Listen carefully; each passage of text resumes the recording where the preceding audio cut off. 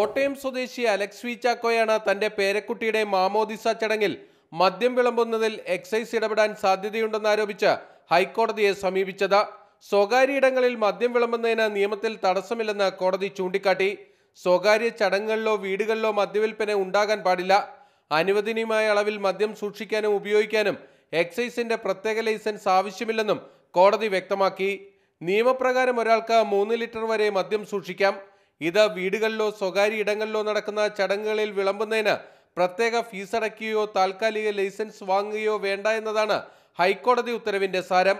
നിലവിൽ 50,000 രൂപ ഫീസടച്ചാണ് സ്വകാര്യ ചടങ്ങുകളിൽ മദ്യം വിളമ്പാൻ എക്സൈസിൽ നിന്ന് പ്രത്യേക അനുമതി വാങ്ങിയിരുന്നത്. ഇത് ലഭിക്കണമെങ്കിൽ എക്സൈസ് കമ്മീഷണർ ഓഫീസ് വരെ അപേക്ഷയുമായി പോകേണ്ടിയും വന്നിരുന്നു.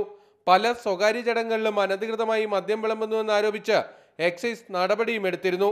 ഇത്തരം കേസുകളിൽ കൂടുതൽ വ്യക്തത നൽകുന്നതാണ് ഹൈക്കോടതിയുടെ ഉത്തരവ്. മാതൃഭൂമി ന്യൂസ്, കൊച്ചി.